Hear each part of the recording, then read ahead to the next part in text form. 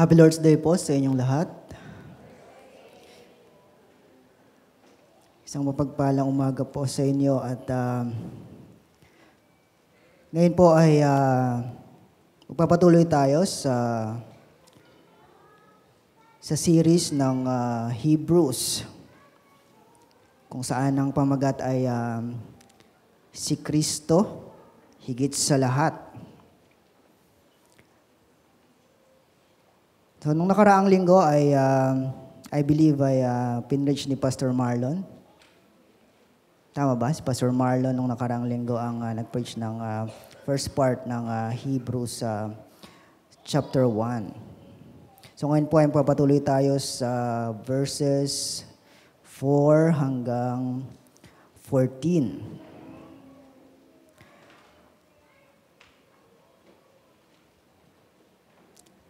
And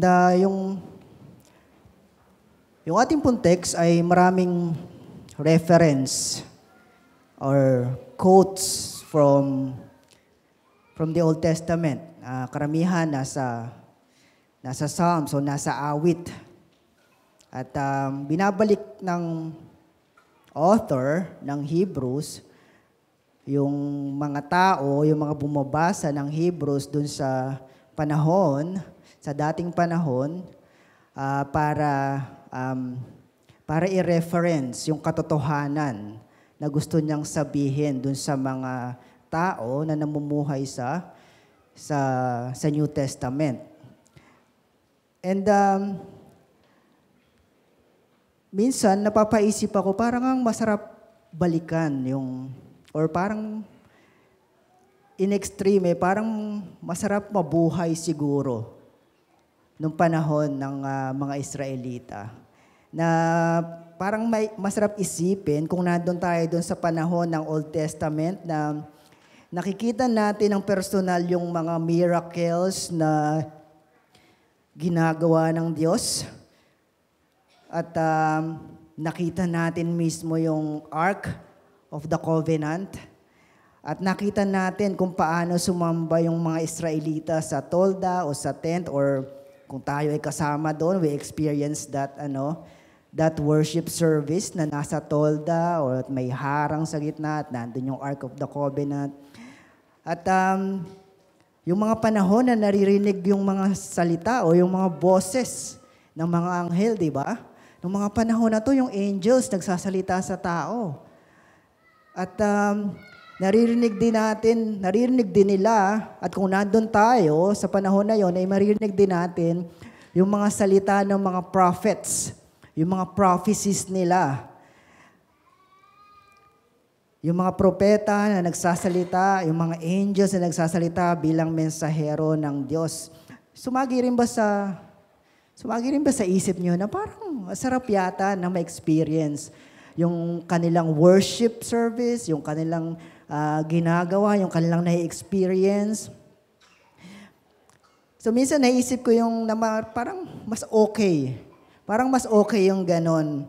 Pero after carefully studying itong Book of Hebrews, pinakita sa akin ng Diyos how far more blessed we are compared dito sa mga Israelita na namuhay sa Old Testament. And how our worship gathering na ginagawa natin ngayon ay hindi pwedeng ma-compare doon sa kanilang worship gathering noong unang panahon. Na wala akong maisip na salita after iparealize sa akin to ng Diyos, na wala akong maisip na salita to better describe how blessed we are, considering all the mysteries nung unang panahon that have been revealed sa atin sa panahon ngayon. Well, some of you may argue at sabihin na, well, nung panahon ng mga Israelita, parang mas evident yung presence ni God. And parang mas nararamdaman nila yung glory ni God nung panahon na yon. Or baka sinasabi ng iba na, mas gusto namin na direkta na nagsasalita sa amin ang Diyos. Katulad nung nangyari doon sa Mount Sinai na nagsalita ang Diyos sa taas ng bundok. Sinasabi ko sa inyo ngayon, it's not a good idea. Tingnan natin sa Hebrew chapter 12 verse 18 to 24. Ito yung sinabi ng sumulat ng Hebrew. Every time na i-quote ko yung sumulat ng yung author ng Hebrew, kailangan ko sabihin yung author ng Hebrew kasi hindi alam kung sino yung author ng Hebrew. Possible, probably si Paul, pero hindi sigurado. Kaya mas safe na gamitin yung term na author ng Hebrew. At sabi dito sa Hebrew chapter 12 verse 18 to 24, sabi doon, hindi kayo lumapit sa isang bundok na nakikita, gaya ng mga Israelita sa bundok ng Sinai. Ito'y may apoy na nagliliyab, nababalutan ng dilim at may malakas na hangin. Nakarinig sila roon ng tunog ng trompeta at ng isang tinig. Nang ang tinig na yon ay marinig ng mga tao, nakiusap silang, huwag na itong magsalita sa kanila, sapagkat hindi nila kayang tanggapin ang utos na ito. Ang sino mang tumapak sa bundok, kahit hayop, ay babatuhin hanggang sa mamatay. Talagang nakakakilabot ang kanilang natanaw. Kaya pati si Moises ay nagsabing, nanginginig ako sa takot. Kahit si Moses na madalas kausapin ng Diyos, madalas na kausapin ng mga anghel, hindi niya kayang marinig, hindi niya kayang tanggapin ng direkta yung Diyos na nagsasalita sa kanya. Kaya mapalad tayo ngayon. Bakit? Dahil meron tayong tagapamagitan. Meron tayong tumatayong tagapamagitan sa Diyos. Ito yung makikita natin sa verse 22 to 24 ng Hebrews chapter 12. Sabi doon, sa halip, ang nilapitan ninyo ay ang bundok ng Zion at ang lungsod ng Diyos na buhay, ang Jerusalem sa langit na kinaroroonan ng di mabilang na anghel. Sabi dito, ang dinaluhan ninyo ay masayang pagtitipon ng mga panganay na anak na ang mga pangalan ay nakatalas sa langit. Ang nilapitan ninyo ay ang Diyos na hukom ng lahat at ang mga espiritu ng mga taong ginawang ganap. Nilapitan ninyo si Jesus, ang tagapamagitan ng bagong tipan at ang dugong iwinisik na may pangako ng mas mabubuting bagay kaysa sa isinisigaw ng dugo ni Abel. So sa halip na kilabot at takot yung maramdaman natin, every time na maririnig natin yung salita ng Diyos, every time na mararamdaman natin yung presensya ng Diyos, ang sabi doon, ang dinaluhan ninyo ay masayang pagtitipon. Ito yung ginagawa natin ngayon, isang masayang pagtitipon ng mga panganay na anak na ang mga pangalan ay nakatalas sa langit. Hindi tulad ng mga Israelita, hindi tayo lalapit sa isang bundok. Sabi doon, ang nilalapitan ninyo ay ang Diyos na hukom ng lahat, which is Jesus, at mga espiritu ng mga taong ginawang ganap. Nilapitan ninyo si Jesus, ang tagapamagitan ng bagong tipan. That's how much more blessed, how far more blessed we are sa ating worship gathering. Instead of fear and trembling, we gather to celebrate yung ginawa ng Panginoong Hesus, yung victory ng Panginoong Hesus sa cross, sa kamatayan, sa kasalanan.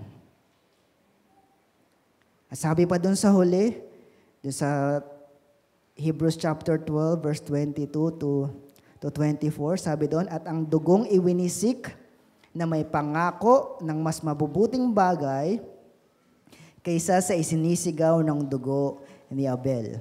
Naalala nyo nung pinatay ni Cain si Abel? Yung kanyang dugo ay sumisigaw sa lupa. Sabi doon sa kwento sa kwento ni Cain at Abel, pagkatapos pagkatapos mamatay ni Abel. Sumisigaw ito ng paghihiganti ng katarungan at karampatang kaparusahan sa nagawang kasalanan ni Cain. At ito nga ang ginawa ng Diyos. Binigay niya kay Cain yung karampatang kaparusahan sa kanyang nagawang kasalanan. Pero nung pinatay ang Panginoong Hesus, yung kanyang dugo ay sumisigaw ng pagtanggap sa lahat ng hindi karapat-dapat, ng pag-ibig sa mundong hindi kaibig-ibig, at kapatawaran sa kasalanan ng lahat ng mga hinirang. At ito nga ang ginawa ng Diyos.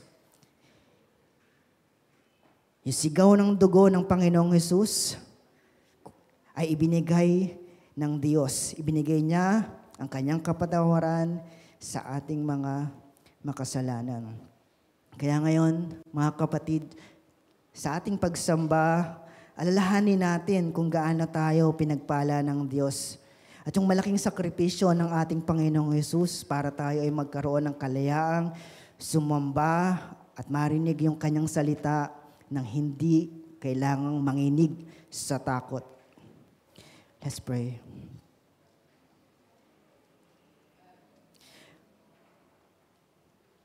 Aming Diyos, yung puso namin ay buong pusong nagpapasalamat dahil sa ginawa ng aming Panginoong Hesus.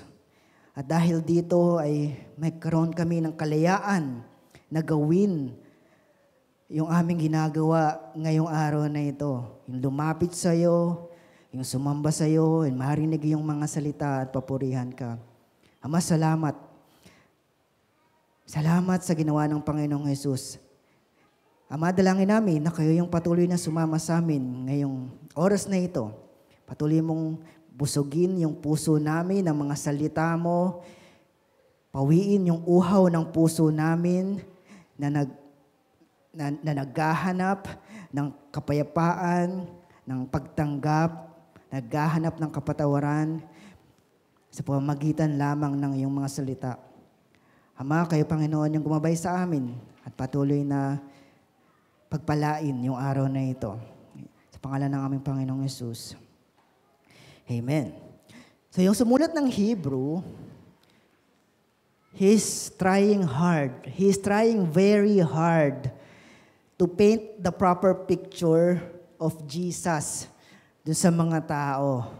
Yung kanyang, his gloriousness, his greatness, his authority, his superiority, yung kanyang pagka-Diyos na hindi pwedeng ipantay o ihanay sa altar kapantay ng kahit sino mang tao, even Moses. Hindi pwedeng ipantay sa kahit na sinong santo or kahit na sinong anghel. Ito yung pinipilit na ipaliwanag ng sumulat ng Hebrew.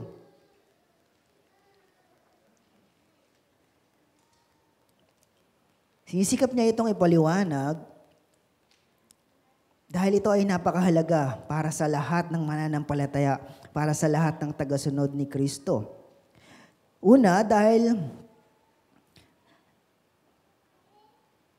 ito, yung mga sinabi niya, yung mga kinote niya ay galing din sa salita ng Diyos. At lahat ng salita ng Diyos ay kapaki-pakinabang. Pangalawa, sa dami ng nagkalat na iba't ibang katuruan, sa panahon dati at sa panahon ngayon, yung iba ay may nakahalong mga pagsamba sa anghel, yung iba pa nga ay may nakahalong demon worship, at meron ding sikat na religion tulad ng Jehovah's Witnesses na nagtuturo na si Jesus at si Archangel Michael ay isang tao lang na nabago lang yung pangalan. Na sinasabi nila na kung sinasamba natin si Jesus, sinasamba na din natin si Michael na isang anghel. At yun yung ilan sa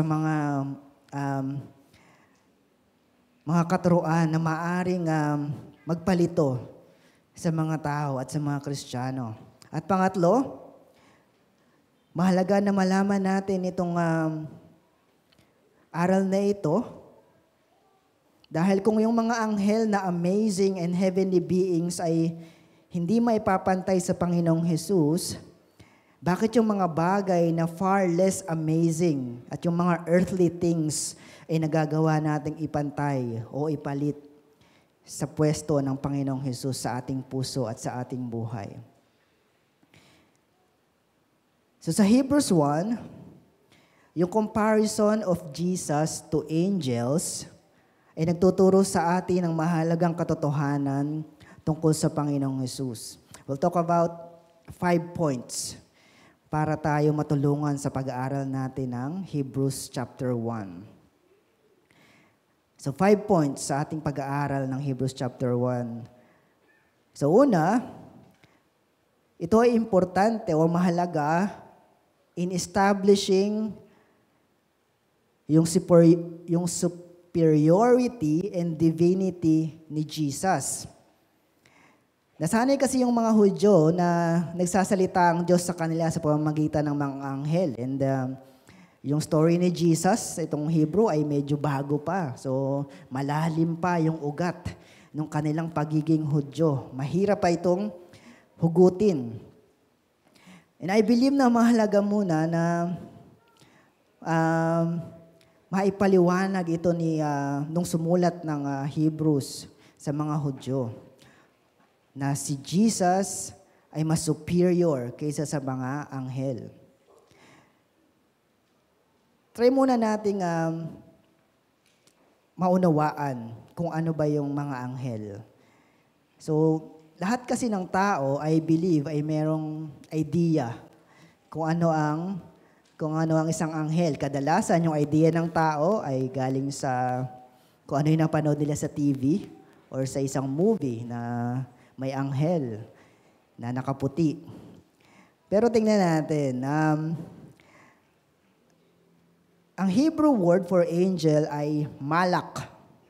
At ang Greek word for angels ay angelos. Kaya may mga anak na pinapangalan ng Angelo or Angela kasi mukhang anghel. Tapos nung lumaki na, ay hindi na nila mapalitan yung pangalan. Anghel pa din. Anyway, so yun yung ibig sabihin nito sa Greek and the Hebrew word. Ito yung translation. Ang ibig sabihin ay messenger. Messenger or mga mensahero. So angels are messengers of God. At sa maraming pagkakataon sa Bible, ay nakita natin yung mga angels na ito bilang mga messengers. Na sila yung nagdadala ng mensahe ng Diyos para sa tao. Maaaring kay Abraham, kay Moses, kay Zechariah, kay Maria, kay Pablo, at sa iba pa. Pero hindi lang sila messengers. Yun yung una, sila ay mga messengers. Hindi lang sila messengers. Sa Bible, makikita rin natin na pwede silang maging tagapag-ingat at taga-alalay. Yan yung sinabi sa awit 91, verse 11 to 12. Babasahin ko lang po ng mabilis. Sabi niyan, sa kanyang mga anghel, ikay itatagubilin. Saan mang dako maparoon, tiyak kang iingatan. Sa kanilang mga kamay, ikay aalalayan ng sa mga bato paamoy, hindi masaktan. So, ang anghel ay maaaring tagapag-ingat o taga-alalay. Maaari din itong maging gabay. Sa Exodus nakikita natin or matututunan natin sa story nung mga Israelita kung paano sila ginabayan ng isang anghel nung dumadaan sila sa wilderness. Sabi sa Exodus 23 verse 20, sabi doon, magpapadala ako ng anghel na mangunguna sa inyo. Pangangalagaan niya kayo sa inyong paglalakbay at papatnubayan hanggang sa lupaing inihanda ko sa inyo. So yung mga angels ay maaring mga gabay. Susunod din ay mga worshipers. So, ang mga anghel ay worshipers.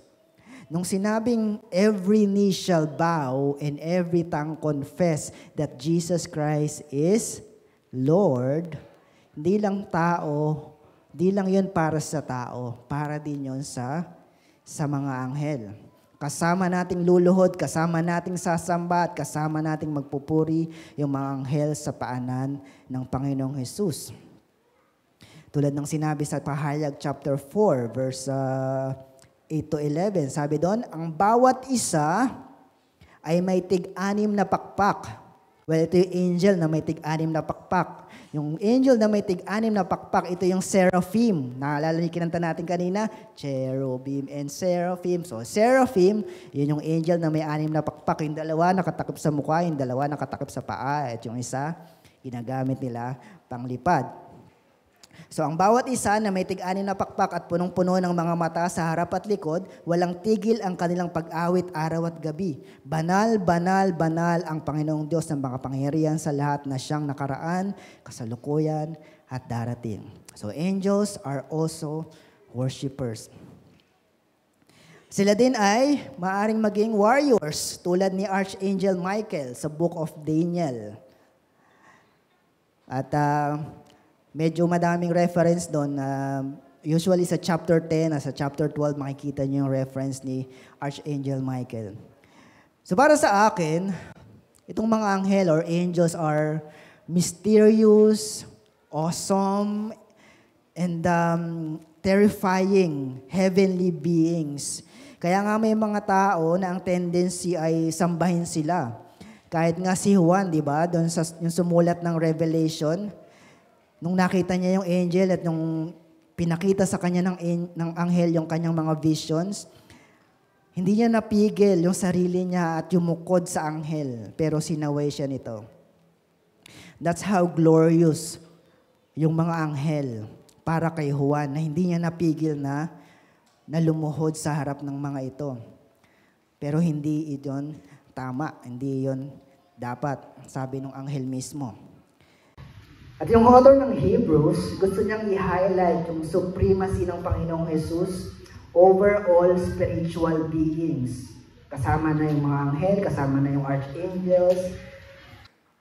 Itong mga anghel, they're highly respected in Jewish tradition. At sa panahon nila dati, hindi madali na i-convince yung mga early Jews, yung mga Hudyo, doon sa position ni Jesus, nakapantay ng Diyos at mas mataas sa mga anghel dahil sa kanilang nakasanayang katuruan.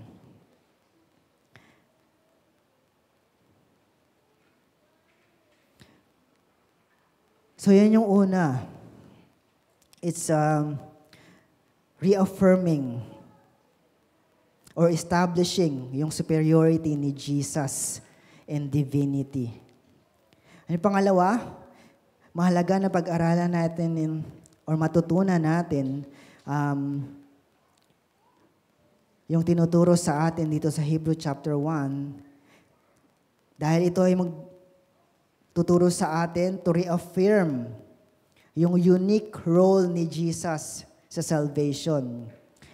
Ginagamit ng Diyos yung mga angels para mangyari yung kanyang kalooban at matupad yung kanyang mga plano. At sila yung mga ginagamit niya na mga mensahero. Pero pagdating ng Panginoong Jesus, siya na yung naging katuparan ng kabuuan ng plano ng Diyos para iligtas ang tao sa kasalanan. And it's a unique role kasi hindi ito pwedeng i-fulfill ng mga angels. Si Jesus lamang yung pwedeng o yung karapat-dapat at katanggap-tanggap sa Ama na mamatay parang bilang kabayaran ng ating mga kasalanan. No angels, no single angel, no matter how high yung kanyang rank, is qualified dito sa role na ginawa ni Jesus. Yung kanyang role sa redemptive plan ng Diyos ay unique and non-substitutable. Hindi pwedeng may pumalit sa Kanya. Hindi pwedeng may ibang gumawa nito. Not even angels are qualified. So itong tinuturo sa atin ng sumulat ng Hebrews na hindi po pwedeng ipantay yung mga anghel sa Panginoong Jesus. Dahil hindi nila pwedeng palitan yung ginawa ng Panginoong Jesus o hindi nila kayang pantayan at hindi nila ito kayang palitan. It's a unique role.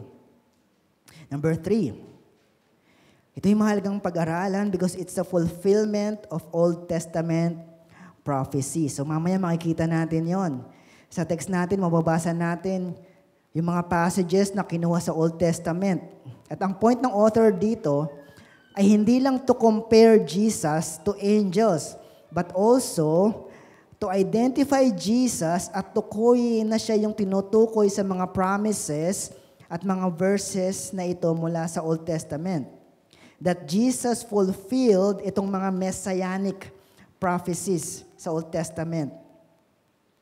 And these are very strong and bold statements nung sumulat ng Hebrew. At kung sasabihin ito sa isang pangkaraniwang Hudyo, ito ay mahirap ikumbinse sa isang Hudyo na malalim yung paniniwala. Dahil ito ay naglalagay sa Panginoong Hesus sa umpisa, sa gitna, at sa dulo ng Scripture. Ito ay naglalagay sa Panginoong Hesus bilang sentro at focus ng buong Biblia. At maaring hindi ganon kadaling tanggapin ito noong unang panahon. Importante din na ito ay pag-aralan because gusto ng sumulat ng Hebrew na itama yung mga maling paniniwala at mga misconceptions ng mga naunang Kristiyano tungkol sa Panginoong Hesus at tungkol sa mga anghel. Dahil nung unang panahon, maraming mga Jewish groups na nag-overemphasize o nag-overrate ng role ng mga angels. Na yung iba, ang turing sa mga angels ay kapantay or even superior to Jesus. Ito yung naisitama ng sumulat ng Hebrews, this misconception na dapat na makita ng mga early Christians na si Jesus ay walang kapantay at higit sa lahat, maging sa mga anghel. And number 5, ito ay napaka-importanting pag-aralan because it encourages believers to remain faithful, na manatili sa kanilang pananampalataya. Maaari kasing sinasabi ng iba't ibang mga religious groups noong unang panahon, ng mga sekta ng Judaism, na maaari lang sabihin na nakakarinig pa kami ng mga salita ng mga anghel. At ito yung pinapangaral namin sa inyo. Hindi ito galing sa amin. Galing ito sa mga anghel at sinasabi namin ito sa iyo. Maaari nilang iligaw yung mga tao noong unang panahon sa pagsasabi ng ganon dahil napaka-taas ng respeto ng mga tao sa mga anghel noong panahon na ito. At maaari nilang sabihin na yung mensahe sa kanila ng anghel ay salungat dun sa mensahe ng Panginoong Hesus, para maakay itong mga early Christians na bumalik sa kanilang lumang pananampalataya o lumang paniniwala at talikuran ang Panginoong Hesus. Isa sa mga sekta ng mga Hudyo na mataas ang paggalang sa mga anghel ay ang mga Essenes or Essenes. So itong mga Essenes or Essenes ay walang biblical reference. So, patawarin niyo po ako. Pero ito ay may historical reference. Sabi ni Flavius Josephus sa chapter 8 ng history book na may pamagat na The Jewish War, meron daw 3 philosophical sect ang mga Hudyo. Una, alam natin to, yung mga Pharisees. Pangalawa, yung mga Sadducees, yung mga Sadduseo. At yung pangatlong sekta na hindi nabanggit sa Bible pero evidence sa mga history books ay ang mga Essenes. Sila ay mga purong Hudyo by birth. At inaangkin nila na sila ay mayroong mas matinding discipline pagdating sa pagtupad sa kautusan compared sa mga Pharisees at mga Sadducees. And also, they were very mindful and respectful sa mga pangalan ng mga anghel na nakasulat sa kanilang mga sacred writings. So, maaring sila yung mga nanggugulo sa mga early Christians na huwag maniwala sa Panginoong Hesus at bumalik sa pakikinig sa mga anghel. At ayon sa history, ang kanilang miyembro nung panahon na ito ay umaabot ng higit 4,000. So, madami. At matindi yung pressure sa mga bagong Kristiyano sa panahon na ito dahil majority sa kanilang paligid ay hindi naniniwala sa Panginoong Hesus. At gagawin at sasabihin ang lahat ng ito to discredit yung divinity ng Panginoong Hesus. Kaya dito sa aklat ng Hebrew, ay maigting yung pakikiusap o yung paliwanag ng author sa mga mananampalataya na manatili sa mensahe ng Panginoong Hesus at huwag nang makinig sa ibang mensahe na kanilang naririnig. Maging ito man ay galing sa tao o sa mga nagpapanggap na anghel o sa mga nagpapanggap na narinig nila yung mga mensahe mula sa anghel. Dahil ang Panginoong Hesus ay higit sa kahit na sinong anghel at ang kanyang mensahe ay higit sa mensahe ng mga anghel. Itong author ng Hebrews, he stands sa kanyang position. Christ is greater than the angels. And the message of Christ is greater than the message of the angels. Pagkatapos, pinatunayan niya ito sa pamamagitan ng 7 quotations doon sa text natin. 7 quotations mula sa Old Testament. Titingnan natin yan. Yung title ng sermon series natin, tulad ng sinabi ko kanina, ay Si Kristo ay higit sa lahat. At sa buong chapter 1 ng Hebrews, ay titingnan natin yung 3 dahilan kung bakit si Kristo ay higit sa mga anghel. Kung bakit si Kristo ay higit sa mga anghel. 3 dahilan. So, idadamay ko po ng konti yung verses 1 to 3. Alam ko po na ito ay napaliwanag na ng mas malalim ni Pastor Marlon last week. Kaya papasadahan ko lang po ito at magpo-focus tayo sa verses 4 to 14. So, 3 dahilan kung bakit si Kristo ay higit sa mga anghel. Una, Jesus is better than angels because He is the divine prophet. Si Kristo ay higit sa mga anghel na isinugo ng Diyos para magdala ng kanyang mga mensahe sa tao. Dahil si Kristo mismo ang Diyos na kayang magsugo sa mga anghel. At si Kristo din yung laman ng mensahe ng mga anghel. Si Kristo ang huling perpektong mensahero ng Diyos na nag-summarize, kumumpleto, tumupad at nagsara ng lahat ng propesiya at mensahe ng lahat ng propeta at lahat ng mga anghel. That's why Jesus is better than angels. Sabi yun sa verse 1 and 2, noong una nagsalita ang Diyos sa ating mga ninuno sa iba't ibang panahon at sa iba't ibang paraan sa pamamagitan ng mga propeta. Ngunit sa huling araw na ito, siya ay nagsalita sa atin sa pamamagitan ng kanyang anak. Sa pamamagitan ng anak ay nilikha ng Diyos ang sanlibutan. At siya ang piniling tagapagmana ng lahat ng bagay. Dahil dito, dahil si Kristo, ang ating divine prophet, siya lang ang may authority. Siya lang ang mayroong prophetic authority dapat sa ating buhay. Yung salita lamang niya, yung mayroong prophetic authority. Wala tayong ibang salitang dapat paniwalaan that will contradict yung sinasabi ng Panginoong Hesus. Kahit yung puso natin, lalong-lalo na yung puso natin na makasalanan ay hindi dapat manalo sa salita ng Diyos. Dahil yung puso at emosyon natin ay walang prophetic authority. Yung ating mababaw na pangunawa ay walang prophetic authority. Yung mga quotes of the day, yung ating mantra na claim it, yung self-talk na ginagawa natin sa sarili natin, Ito ay walang prophetic authority. Yung mga kasabihan at mga pamahiin, they have no prophetic authority. Lahat ng mga tao, maging sila man ay may masteral, PhD, kahit mga scientist, ay walang prophetic authority. Lahat ng influencers sa Facebook, TikTok, IG, etc. ay walang prophetic authority. Modern religious teachers have no prophetic authority.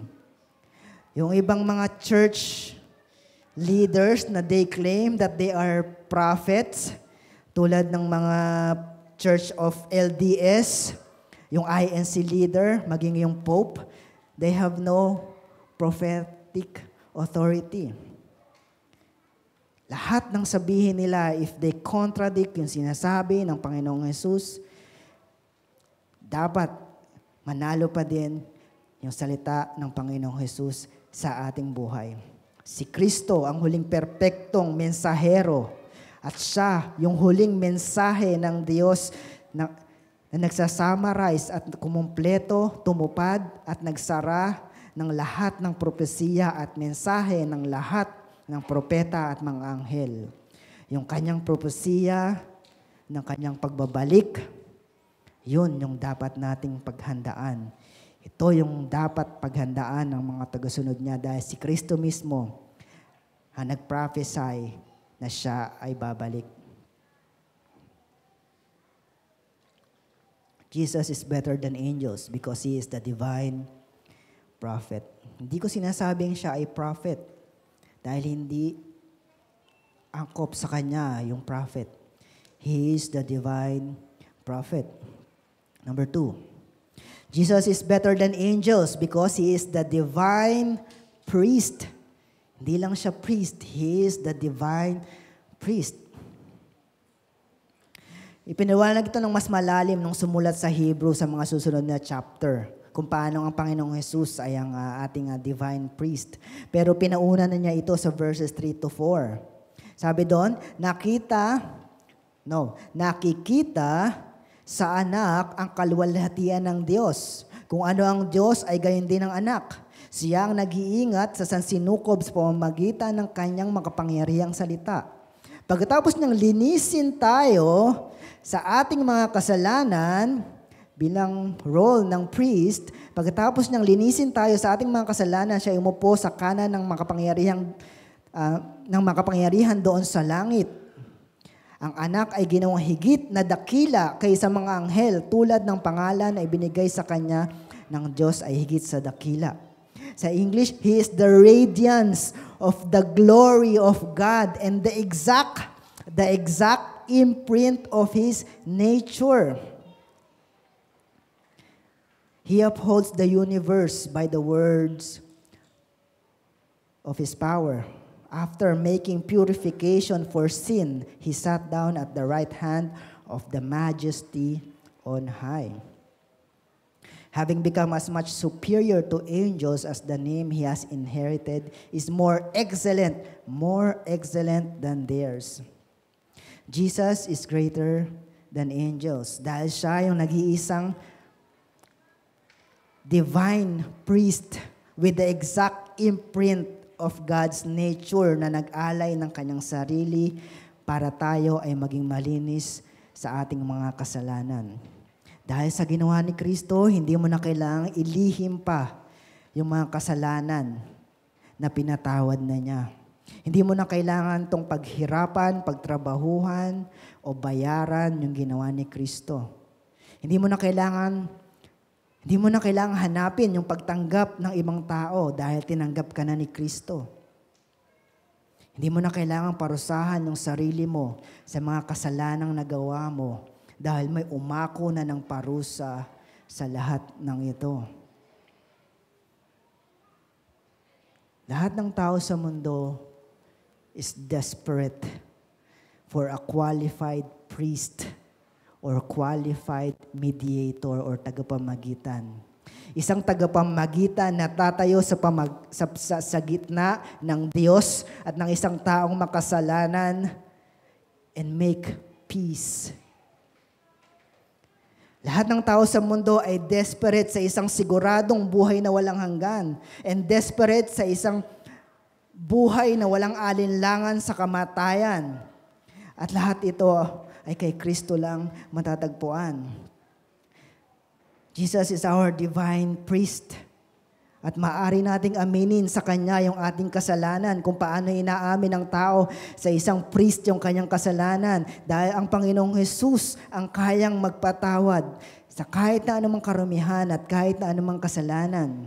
Tatanggapin niya ang ating kasalanan at tatanggapin natin yung kanyang pagpapatawad at tayo magiging malinis sa anumang karumihan. Hindi natin pwedeng ibaon lang sa limot yung ating kasalanan nang hindi natin inaamin sa Diyos. At umaasa tayo na, tagal na yun, nakalimutan na yun ni Lord. Hindi mo pwedeng takpan ng maaliwalas na muka at mabubuting gawa yung mga kasalanan na yon. Actually, maaaring hindi ka na nga inuusig ng konsensya mo doon sa mga nagawa mong kasalanan. Pero hindi ibig sabihin nun, absuelto ka na sa Diyos. Aminin natin at tilikuran ang ating kasalanan.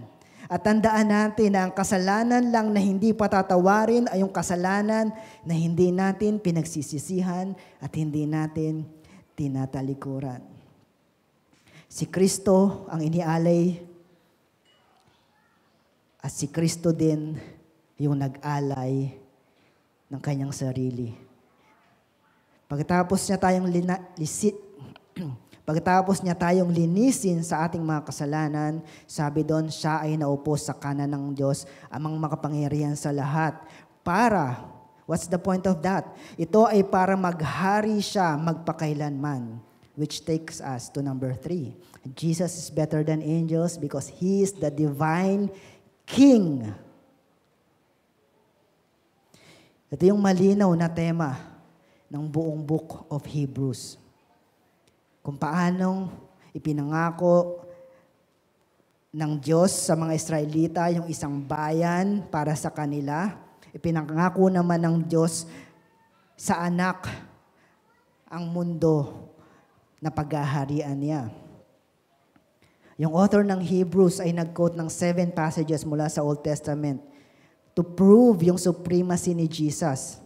Starting with Hebrews chapter 1 verse 5. Sabi doon, sapagkat kailanmay hindi sinabi ng Diyos sa sinumang anghel, ikaw ang aking anak. Mula ngayon, ako na ang iyong ama. Ito ay quote mula sa Awit chapter 2 verse 7. Buksan natin yung Bible natin sa Awit chapter 2. Dahil mamaya babasahin natin yan. Pero yung specific verse na yon ay sa verse 7. So, Awit chapter 2, hayaan niyo pong basahin ko po yung buong chapter. Maiksi lang naman ito. Sabi doon, bakit nagbabalak maghimagsik ang mga bansa sa buwatan nilang ito'y anong kanilang mapapala? Mga hari ng lupay nagkasundo at sama-samang lumalaban, hinahamon si Yahweh at ang kanyang hinirang. Sinasabi nila, ang paghahari nila sa atin ay dapat nang matapos. Dapat na tayong lumaya at kumawala sa gapos. Si Yahweh na nakaupo sa langit ay natatawa lamang. Lahat ng plano nila ay wala namang katuturan. Sa tindi ng kanyang galit, sila'y binalaan. Sa tindi ng puot, sila'y kanyang sinabihan. Doon sa Zion, sa bundok na banal, ang haring pinili ko'y aking itinalaga. Ipinahahayag ko ang sinabi sa akin ni Yahweh, ikaw ang aking anak. Mula ngayon, ako ang iyong ama. Verse 8, hingin mo ang mga bansa at ibibigay ko sa iyo, maging ang buong daigdig ay ipamamana ko. Dudurugin mo sila ng tungkod na bakal, tulad ng palayok, sila'y magkakabasag-basag. Kaya't magpakatalino kayo, mga hari ng mundo. Ang babalang ito'y unawain niyo. Paglingkuran ninyo si Yahweh nang may takot at paggalang sa paanan ng kanyang anak. Yumukod kayo't magparangal. Baka magalit siya at bigla kayong parusahan. Mapalad ang taong ang Diyos ang kanlungan. Napakalinaw. Kung yung verse 8, kung verse 11, babasahin niyo, paglingkuran ninyo si Yahweh nang may takot at paggalang sa paanan ng kanyang anak. Napakalinaw na reference. Pinapakita sa atin dito kung paano at kung ating pag-aaralan na itong buong awit chapter 2 is all about Jesus. Yung kanyang kamatayan, yung kanyang burial, yung kanyang resurrection, at yung kanyang paghahari. At sinasabi ng sumulat ng Hebrew ng verses na ito, ang chapter na ito, ay tumutukoy kay Jesus. At wala tayong choice kundi paniwalaan. Yung sinabi ng Hebrew na tumutukoy dito ay si Jesus dahil walang mali sa Bible. Walang mali sa kasulatan, walang error. Sigurado tayo na hindi nagkamali ang sumulat ng Hebrew at hindi rin tayo nagkakamali sa pagsunod sa Panginoong Hesus na siya ring tinutukoy na Diyos sa Old Testament. Malamang si David yung sumulat ng awit chapter 2 pero hindi rin sigurado. Pero kung si David man yung sumulat na ito, sinasabi sa atin ng sumulat ng Hebrew na yung awit chapter 2 ay hindi tungkol kay David, kundi tungkol sa Panginoong Hesus. Na yung verses 1 to 2 dito sa awit chapter 2, ito ay tungkol sa sabwatan na magaganap para patayin ng Panginoong Hesus. Ito ay ni-reference sa Gawa chapter 4 verse 24 to 46. Sabi doon, naghahanda para sa digmaan ang mga hari sa lupa at nagtitipon ang mga pinuno laban sa Panginoon at sa kanyang hinirang. So na-reference ito sa Gawa chapter 4. At yung verse 7 ng awit chapter 2 na nagsasabi sa muling pagkabuhay ng Panginoong Hesus. Tulad ng sinabi ni Pablo sa Gawa chapter 13 verse 33, sabi doon, tinupad niya sa atin na kanilang mga anak sa pamamagitan ng muling pagkabuhay kay Jesus, gaya ng nasusulat sa 2 awit. Ikaw ang aking anak, sa araw na ito'y ako'y naging iyong ama. So it reference doon sa resurrection ni Jesus. At sa verse 8 and 9, ito ay tumutukoy sa paghahari ng Panginoong Hesus na makikita natin sa Revelation chapter 2. Sabi doon sa verse 8 and 9, hingin mo ang mga bansa at ibibigay ko sa iyo. Maging ang buong daigdig ay ipapamana ko. Dudurugin mo sila ng tungkod na bakal. Tulad ng palayok sila ay magkakabasag-basag. So yung awit chapter 2 is about crucifixion, resurrection at paghahari ni Kristo sa lahat ng bansa mula sa kanang trono ng Diyos sa pamamagitan ng kanyang iglesia. Okay, so that's awit chapter 2. Balik tayo sa text natin. So yung kalahati ng verse 5, sabi doon, ni hindi rin niya sinabi sa kanino mang anghel, ako'y magiging kanyang ama at siya'y magiging aking anak. Ito ay quote from 2 Samuel chapter 7 verse 14. At yung passage na ito ay tungkol sa pangako ng Diyos kay David na ang kanyang paghahari ay mananatili magpakailanman. Pero hindi si David yung maghahari magpakailanman. Alam natin na ito ay patungkol sa Panginoong Hesus. At ayon din sa Hebrews chapter 1, yung sumulat ng Hebrews, ito ay tungkol kay Jesus, yung verse na ito. Kaya si Jesus ay tinatawag na Davidic King. Davidic King. Dahil siya ang katuparan ng mga pangako ng Diyos kay David na maghahari, na siya ay maghahari magpakailanman. So Jesus is better than angels. Yung angels ay naglilingkod at sumasamba sa nakaupo sa trono. At si Kristo ang Diyos na nakaupo sa trono. So verse 6, yung author ay nag-quote sa awit chapter 48 verse 2. Sabi doon, ang lahat ng anghel magpurit, magdiwang, kasama ang hukbo roong karamihan. So yung mga angels na sumasamba sa Panginoon. At dito sa awit ay sinasabi na ito yung kanilang normal na ginagawa. Sila ay nagpupuri at nagdiriwang kasama yung hukbo na karamihan. As sa verse 7, dinescribe niya yung mga angels, quoting from awit 104, verse 4. Sabi doon, tagahatid ng balita ay hangin ding sumisimoy at kidlat na matatalim ang lingkod mong tumutulong. Sabi doon sa awit 104. Pero mas malapit yung salin sa ang Biblia. Sabi doon, ginagawa niyang mga sugo ang mga hangin at kanyang mga tagapangasiwa ay nagliliyab na apoy. So pinapakita dito yung capabilities and power ng mga angels. Na kaya nilang gumalaw na parang mga hangin na hindi nakikita, na mabilis. At meron din silang kakayahan tulad ng nagliliyab na apoy to create destruction and chaos. Ito yung mga powerful beings, pero itong mga powerful beings na ito ay sumasamba sa Panginoong Hesus. And then sabi sa text natin, sa verse 8 to 12, ngunit tungkol sa anak ay sinabi niya, ang iyong trono, O Diyos, ay magpakailanman, magpakailan paman. Ikaw ay maghaharing may katarungan. Katarungay iyong mahal sa masamay na mumuhi. Kaya naman, ang iyong Diyos, tanging ikaw ang pinili. Higit sa sinumang hari, kagalakang natatangi. Sinabi pa rin niya, Panginoon, nang pasimulay nilikha mo ang sanlibutan. At ang mga kamay mo ay siyang gumawa ng kalangitan. Maliban sa iyo, lahat ay lilipas. At tulad ng damit, lahat ay kukupas.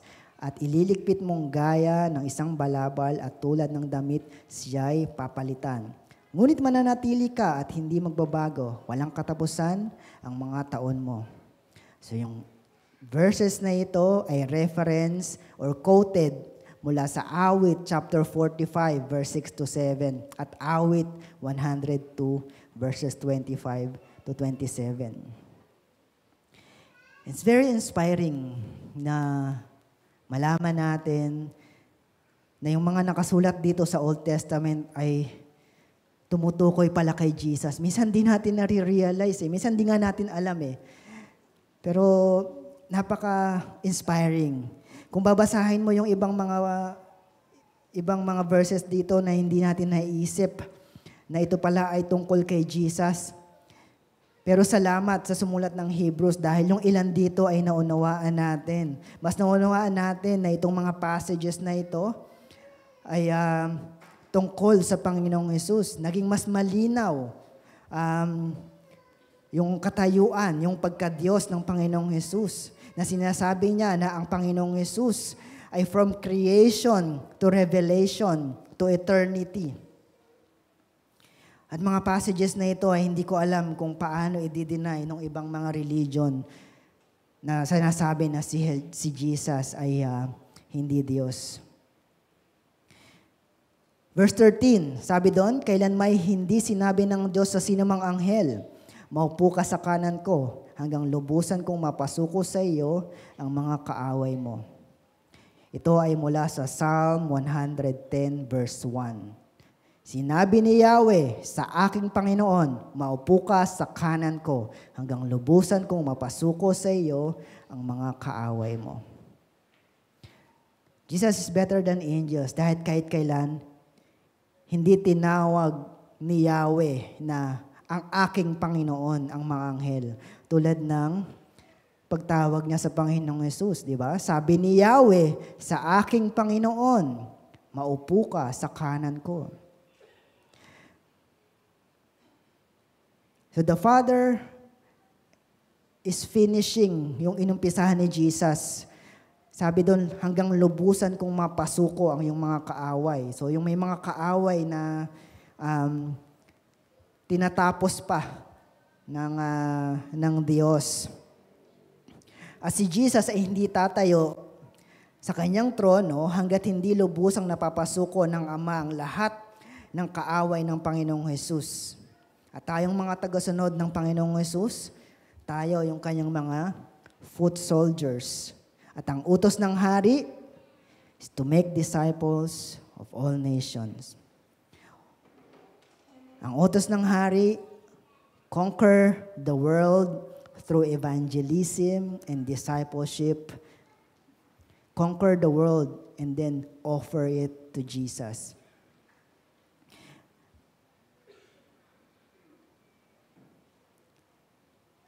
Tayo ba ang magpapasuko sa mga kaaway ng Diyos? No. Gagawin nyo ng Diyos. Sabi niya, hanggang lubusan kong mapasuko ang mga kaaway mo.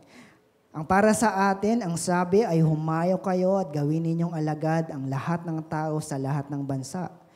Ang para sa atin ay bautismuhan nyo sila sa pangalan ng Ama at ng Anak at ng Espiritu Santo. Ang para sa atin ay turuan silang sumunod sa lahat ng iniuutos ng Panginoong Hesus.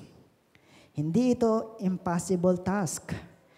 It's a task that's impossible to fail. Dahil sabi ng Panginoong Hesus, tandaan ninyo, ako'y lagi kasama ninyo hanggang sa katapusan ng mundo. So sa kabuuan ng Hebrews chapter 1, we respond with better worship and better obedience sa Panginoong Hesus. Kung yung mga makapangyariang anghel ay sumusunod at sumasamba sa Panginoong Hesus, paano pa tayo na specks of dust lamang sa universe? Dito natin nakita yung assurance doon sa ginawa ng Panginoong Hesus. At yung Hebrews chapter 1, pinatibay nito yung efficacy ng sakripisyo ng Panginoong Hesus, yung kanyang pagkamatay at yung pagpapatawad niya sa ating mga kasalanan at yung pagiging Diyos niya na may kakayahan at authority na gawin lahat ng iyon. So bawat isa sa atin na mga mananampalataya ay encouraged na makita at matagpuan yung sure at yung makita yung hope natin, yung pag-asa natin sa finished work of Jesus. Knowing that He is able to save lahat ng tao completely. Walang exception. Gaano man kalalim, karumi, kadami ang mga kasalanan, alam natin na ang Panginoong Hesus ay may kakayahan at may authority na iligtas tayo. Dahil siya mismo ay Diyos at higit sa lahat at higit maging sa mga anghel. Manalangin po tayo. Aming Ama, aming Diyos, maraming salamat po sa iyong salita na tinuro sa amin. Maraming salamat po dahil mas binigyan mo ng kalinawan yung aming isip. Binigyan mo ng mas malinaw na pagkakakilala yung bawat isa sa amin, sa aming Panginoong Hesus. Binigyan mo kami ng mas malalim na appreciation sa ginawa ng Panginoong Hesus. Binigyan mo kami ng mas malalim na pag-ibig sa aming Panginoong Hesus. At binigyan mo kami ng kapatiran dito sa iglesia ng BBCC na sama-sama will proclaim who appreciate yung finished work of Jesus. Ama, salamat po sa iyong pinakamataas na papuri sa lahat ng aking nasabi, nagawa, sa oras na aking ginugos dito sa pulpito, sa iyo, aming Diyos. Ang pinakamataas na papuri at pasalamat. In Jesus' name I pray. Amen.